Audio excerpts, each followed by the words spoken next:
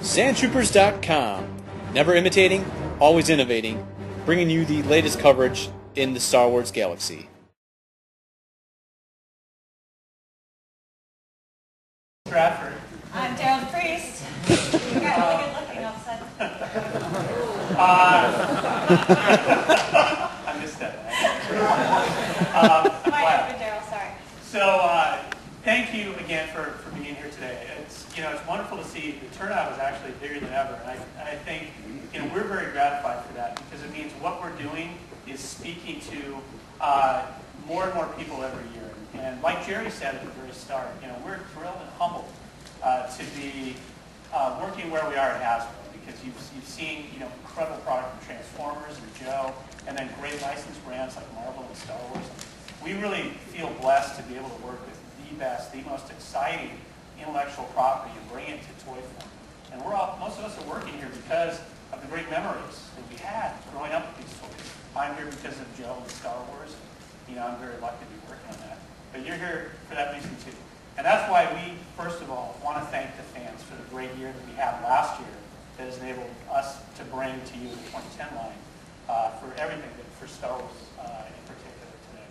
And 2009 was a great year for Star Wars. You've probably seen some of the press announcements that Lucasfilm has put out. Star Wars had another phenomenal year. We were thrilled to be part of that. And on our Hasbro team, we just worked on some amazing things last year. The main line and the exclusives were just phenomenal.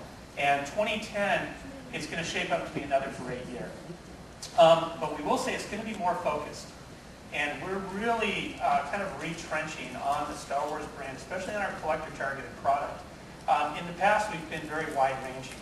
We've been covering movie figures and Clone Wars figures and a lot of expanded universe figures in the comic books and the video games. And it's time to really pull back and kind of refocus our efforts. And we took this year as a great example for that because this year is going to be a celebration of the 30th anniversary of Empire Strikes Back, which is the fan favorite movie. I think it's everyone's favorite. Anytime I see polls, it rises to the top. Probably because the more mature themes and you've got Han and Leia kind of getting together and as well as phenomenal battles like the battle on Hoth is just one of the most unbelievable battles. I liked it for the battles. I don't. There's romance going on and the seminal moments. That's where you find out the mind-blowing revelation that Darth Vader is Luke's father. It's got so many themes that just pull the entire saga together. Sorry. And I already talked about we're refocusing around the movie line. So you're not going to see a ton of expanded universe in the line this year. We will show some exclusives that are coming out at Toys R Us. But we're really leaving the door open for 2011 to come back with some more. And then, after we really rebuild and celebrate the movies for a while, we'll be turning our attention again to the expanded universe. But for the next year and a half or so, you're going to see a real movie concentration. So I just glossed over the relaunch of Vintage this year is the big news that we're going to talk about. And I'll get to that in a little bit of in a minute as well. But complementing Vintage, which is really collector targeted, we've got an awesome new line look that's coming out in August. And we call it the Shadow of the Dark Side. That was our inspiration. It's a black and blue line look that's going to replace the red and white that you're seeing out there right now, which will run through spring.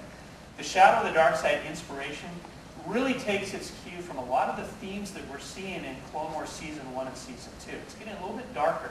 You're getting threats like the Mandalorians coming in, providing another threat to the Republic and to the Jedi, and some other themes. Don't forget the bounty hunters. Everybody's favorite bounty hunters, which debuted 30 years ago in The Empire Strikes Back. They're woven into the fabric of the Clone Wars now too. So we're celebrating this kind of darkness in a big way. And a few things won't be back for fall. So the comic packs, we're putting those on hiatus. We will look at them for exclusives, but they're coming out of the main line. And the Galactic Heroes cinema scenes are going to go away to be replaced by a new Galactic Heroes hero vehicle we'll show you in a little bit. So we'll dive into the Clone Wars and talk about 3 3/4 figures and vehicles first. And we want to show you the new line look. So here's what the new Shadow of the Dark Side line look looks like.